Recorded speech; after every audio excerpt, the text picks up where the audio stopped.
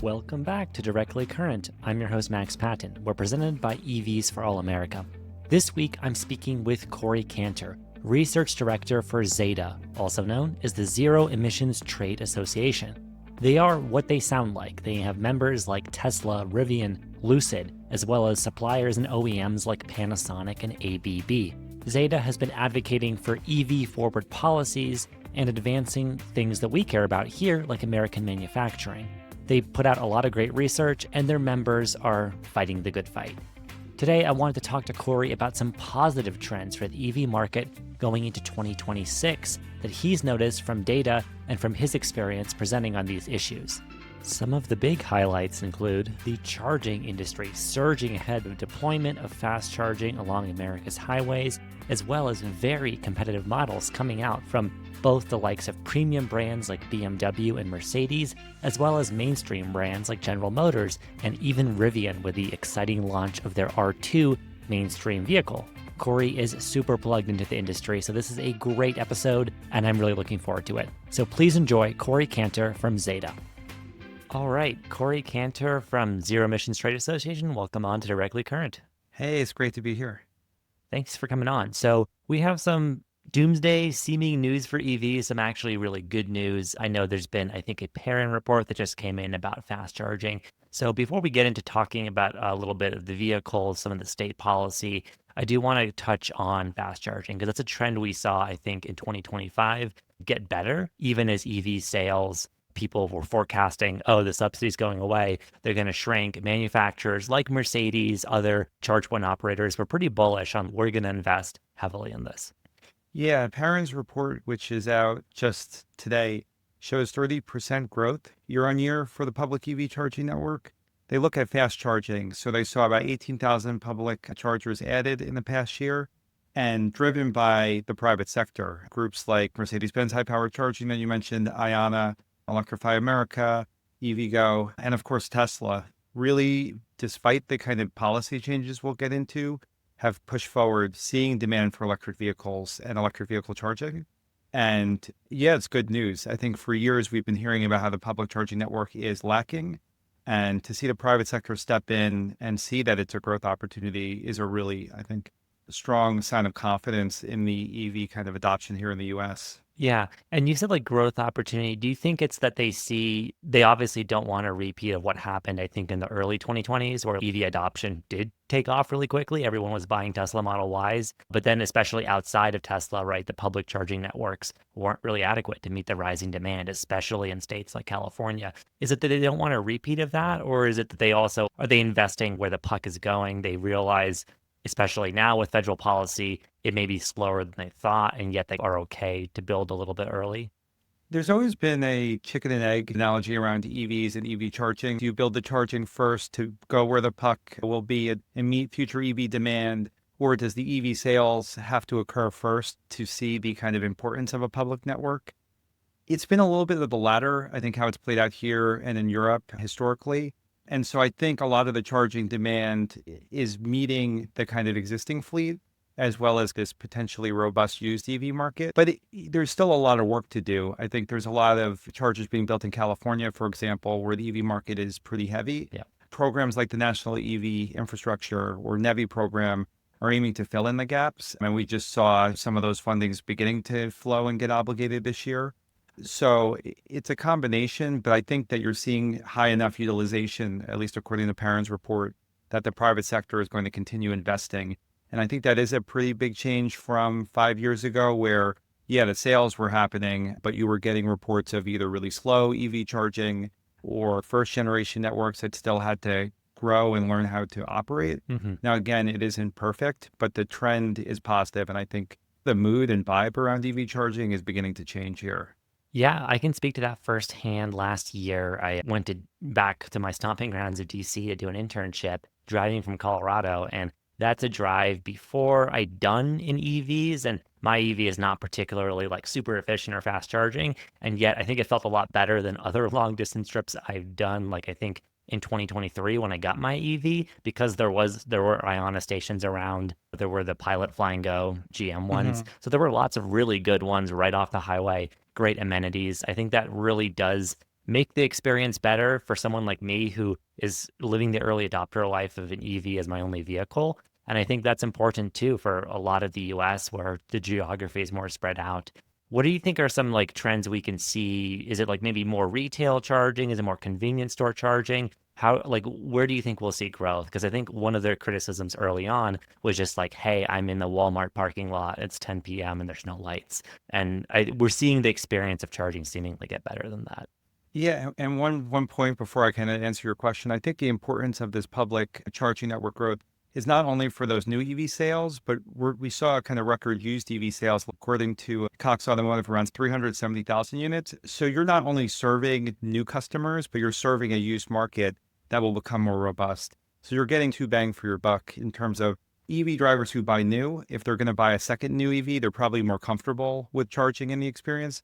But the used market is a bunch of kind of maybe less experience with electric vehicles, or maybe it's their first EV as well, and they've waited a couple of years for prices to come down. Yep. Having a good public charging experience is only going to improve the kind of network effect of EV adoption. In terms of like trends in charging, I do think you're going to continue to see groups like Iona and Mercedes-Benz with the kind of high-powered charging in specific locations build out. One that was interesting in the Power Report, I think I have their name correctly, like E-REV, which I think is focusing around like dealer charging. Walmart, I think, continues to invest. So it's a little bit of everything, but I think that's how you take charging from being a net negative to a net positive compared to your kind of traditional gas cars. You have many different ways that you can charge. And we know that 80 to 85% of charging still happens at home. But if you want to go to a fast charging station like an Iona, you can. If you want a home charge, you can. If you want to go to Walmart and go shopping, you could charge there. Yeah. And you're giving consumers a lot of choice. It's a different challenge getting people in the car and getting them to make the EV buy. But once you're in it and you get used to it, you treat it more like a cell phone. You don't think I need to just take my cell phone to the cell phone fast charging station. You top off, you do it on the go, depending on what works best for you. Yeah, there can be more of that kind of behavioral opportunities to just get used to charging, like you said, as the market gets more and more used to it, as it becomes more of a first class experience. I think that's important. Not to slander Walmart. In my previous example, the difference was, I think, in the early days, right, they would like license part of their lot towards Electrify America, who's also made improvements, but it would be in like a non-ideal spot in their parking lot where you'd walk sometimes half a mile to get to the store. And of course, when these retailers do charging for themselves or they make larger partnerships, they tend to invest with better locations, maybe having a canopy like the Iona stations have, just a much nicer experience, I think, or at least a trash can, which is very nice on a road trip. Yeah, Iona's done a bunch of great kind of overviews of the amenities that they think really make it a more enjoyable experience. And yeah, the trash can, restrooms, safe lighting, which you want to reach out to a lot of different drivers. We're both male here on the podcast today, but a lot of studies have shown female drivers have been nervous around some of the kind of back of the parking lot with like low lighting. But yeah, different people's like level of safety, because you don't know who the other drivers are necessarily, and you're there for quite a bit. So it's good to see a lot of kind of improvements being made to the sites themselves. For sure. And you made a good point earlier that I think is great to pivot to with the used EV market kind of being healthy, right? There's a lot of what I think we're seeing like 2020, 2021 and up, right? Model year cars coming off of leases, off of their first owners into the used market at somewhat of a loss of those owners in terms of depreciation, in part because the technology of EVs advances so quickly. And in other parts, I'm guessing because the market's not very proven yet. But that's a great thing for someone who's getting into an EV and wants affordable transportation. So do you have any like interesting data or trends you think are going on with used EVs? Because I remember when I was getting my used EV in 2023, that still felt early to the market. If I was spending a little less than I did, my only options would be like a first generation Nissan Leaf, which is like fine for getting around maybe Boulder or Washington, D.C., but not something you would like take cross country as your only vehicle. Yeah, I think a couple of interesting trends. One is the stat that I've definitely been harping at Zeta and to some of my colleagues that the kind of overall sales of used EVs last year, that 378,000 figure, is actually higher than all new used EV sales in 2019 and 2018. And so this idea that it's been 5 years and the used market is now as robust as all new sales were just 5 years ago is really exciting to see. And I think you'll see it continue to go up, given the fact that a lot of people have been leasing EVs over the past 2 to 3 years, and most leases are 2 to 3 year leases. You'll see people who will re-up with a new EV lease. You'll see those EVs roll over to the used market. There's still a lot, I think, of data to gather around battery longevity and the residual value of EVs, but the products that are rolling off now are different than the kind of first gen EVs that you were referring to, longer range. And we've seen battery degradation be less than expected, Yeah. which is a good thing, but you need to build that kind of confidence in consumers and show over time to improve the value. The good news is all these used EVs have likely 8-year battery warranties. So if they're after a 2 or 3 year lease, you still have 5 or 6 years left without any concern. So that's a positive for a lot of those used buyers. Yeah, I know there's sources of used market data like for Current who monitor lots of folks' batteries, and they've shown some pretty positive studies about, I think it was after 2019, when you got beyond the very kind of first gen pilot EVs for most manufacturers, you got more sophisticated battery management systems. Long story short, a modern EV, seemingly the battery will last easily a decade with normal use. I think we started to see the Tesla Model S's. Now we're seeing like Audi e-trons, other very early models that are premium. Their battery still holds up. Maybe it's 10 to 15% degradation, but it's like very much usable. So it's not the same kind of fear as I think some people feared of a cell phone battery of, oh, I need an iPhone 17 this year because my 15 is getting really low. EV batteries don't seem to suffer that quickly. It's interesting on both the themes of used EVs and the charging network, this idea, I'm borrowing this from Stephanie's Valdestriti at Cox, but of confidence plays in, right? It's like confidence in a bigger, more reliable charging network and confidence in the EV battery. The more confidence you give used and new buyers, I think the better off the US EV market and frankly, global EV market will be moving forward. I think in both kind of the battery improvements and the charging improvements, we're making progress, which is a good thing. That's great. And pivoting towards the new end of the market, but also the confidence, right? We're seeing more and more, both premium and mainstream brands, I think, really bring competitive offerings to the table. So I mentioned the first gen Nissan Leaf. Nissan has a new generation, which is much more compelling, I think, for the modern market. It's a long-range, fast-charging EV. Volvo, Mercedes, BMW at the premium end of the market have really compelling, I think, like mid-size crossovers, which is what like everyone buys in the United States. So that's really important. GM finally has a stable lineup of pretty mature, full-fledged vehicles. They used to call it Ultium. I don't know what they call it now. They're the Chevy Blazer, the Equinox. Those have been sales hits, almost coming up to Tesla's success with Model Y. As maybe that brand has plateaued a little bit, they've been very successful. You're seeing others finally be competitive, and I think that's great. Yeah, no, across the board, it's really interesting model diversity, which you're finally seeing in a bunch of different brands.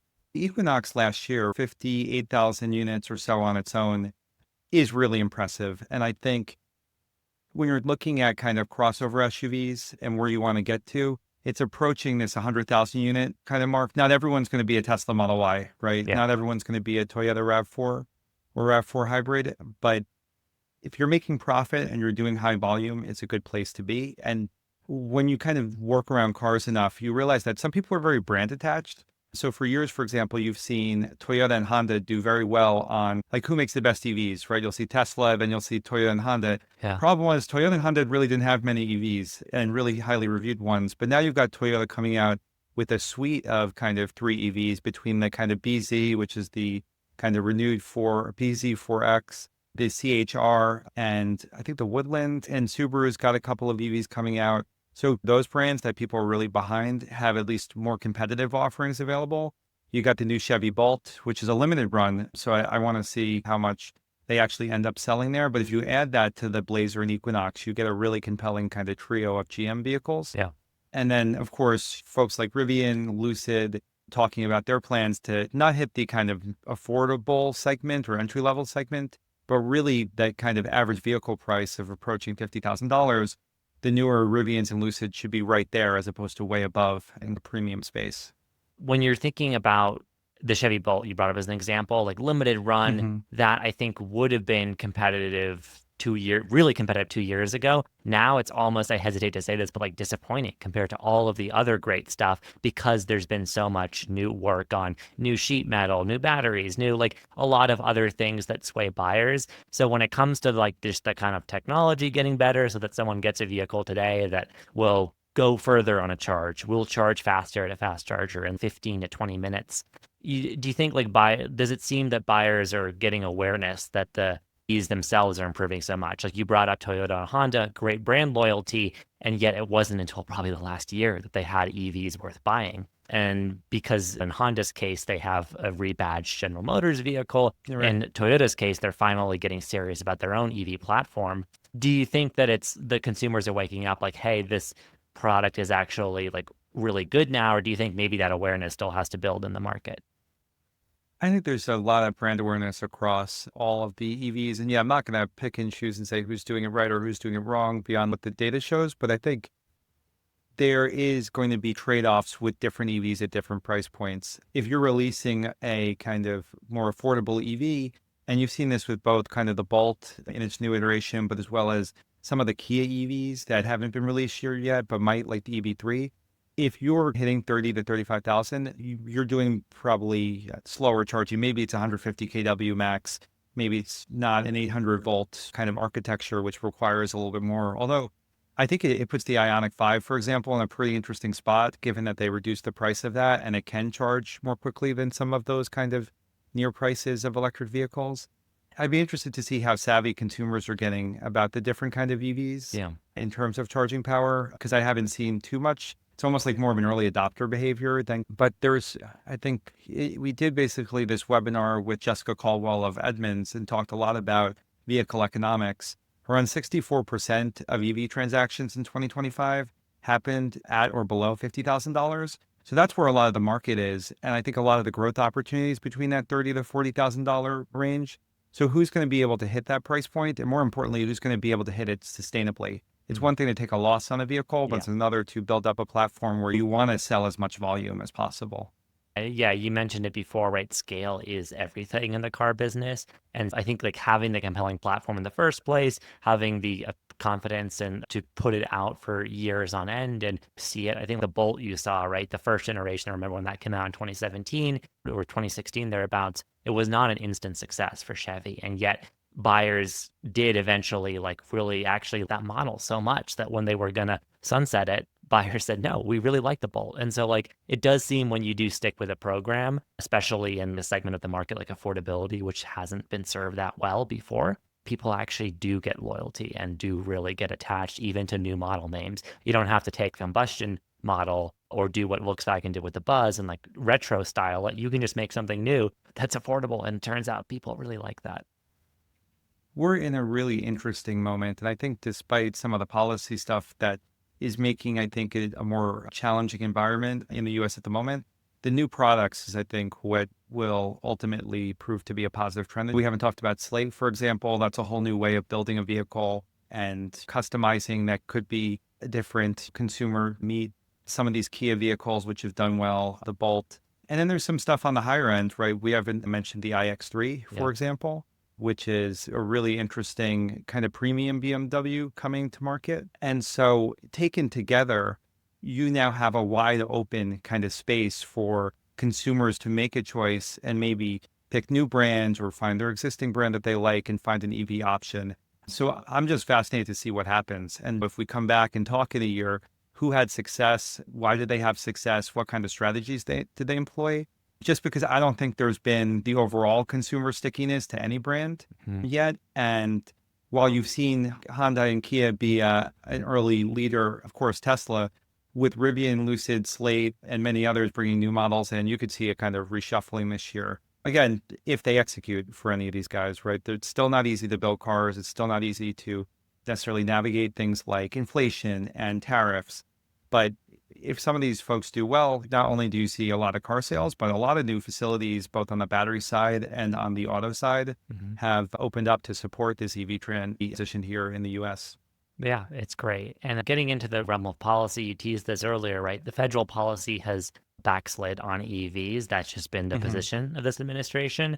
And meanwhile, you've seen, I think, early adopter, big market states for EVs like my own Colorado, California, even in some cases, states like Florida where EVs are highly adopted and yet the politics are counterintuitive to what you would think.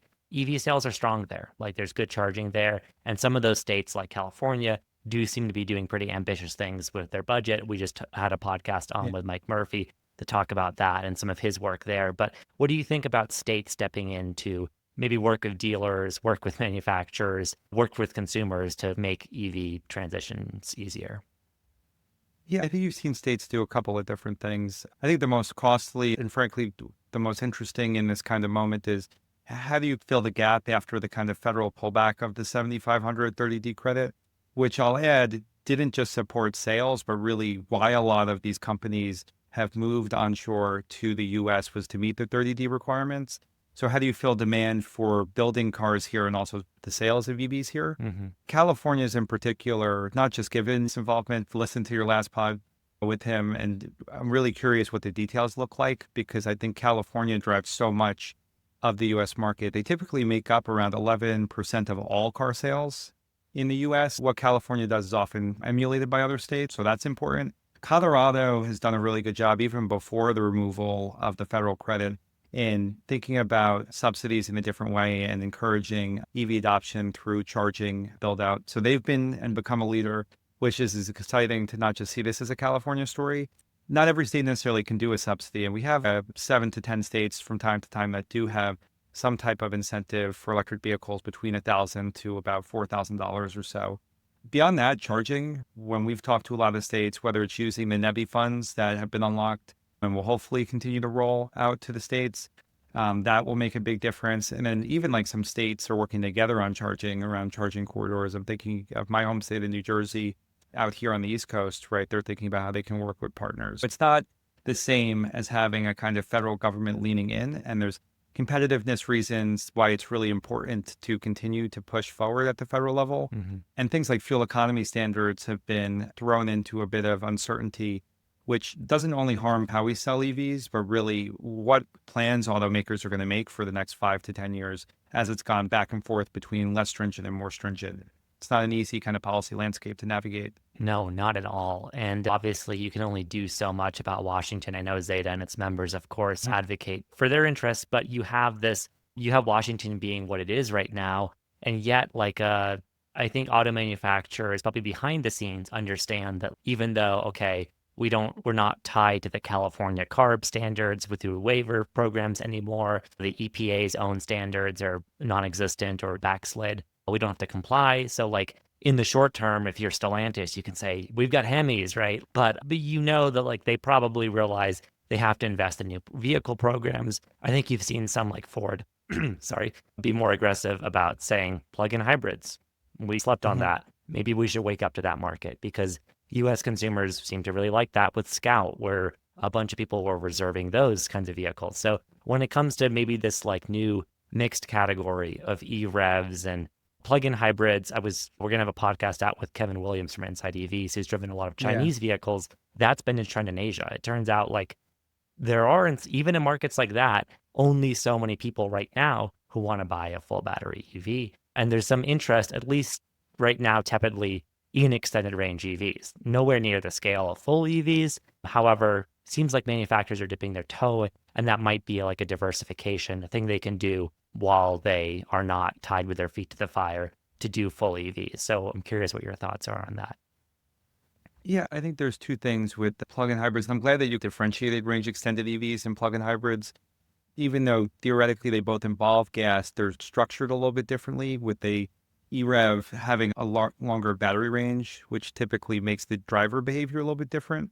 So on PHEV drivers, studies have shown that they actually think more closely to BEV drivers and are more open to EVs. We'll get the question a lot is a PHEV driver is it a good gateway? Is it a good bridge to EVs?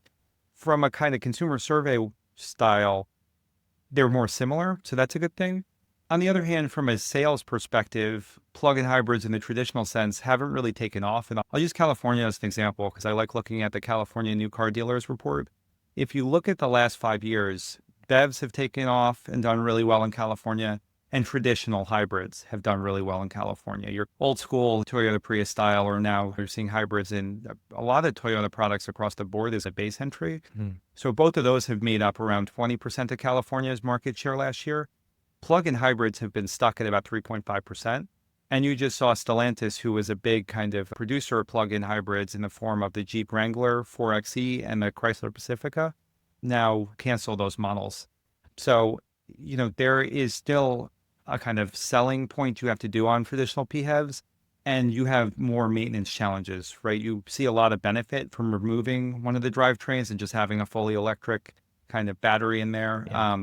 With range extended EVs, I think it'll be interesting to see how they do and how Scout does in particular, and in the pickup segment as that kind of rolls out. And so it seems like Scout is an example. I forget what price they've said they're going to come in at, but it's like Rivian territory, right? It's expensive. And yet there does seem to be a buyer they're going after, the off-roader who wants to go to Moab and have less range anxiety, that is interested in that. And so even though E-REVs is such a unproven thing in the US, do you think this will be something we just see out of Scout and maybe more limited experimentation, or does it seem like trucks and other markets might be actually looking at this more seriously? I forget if it was Ram may have delayed or canceled the program for that, or I believe it was they canceled their full battery electric truck, and they've said they're just going to do the extended range EV version of 90 miles of EV range. So how seriously do you think we should take the flirtation so far we've seen with that from the auto companies? Yeah, I think you've seen Hyundai bring up E-REVs, and you've talked about, or you've seen Ford interested in it. And even with the Lightning, I think they said the new version of it will be an E-REV. Kevin's going to have some really interesting perspective on this, given that, for example, BYD has seen half BEV just about and half of these range extended EVs. So at least in Asia, there is a proven kind of use case for it.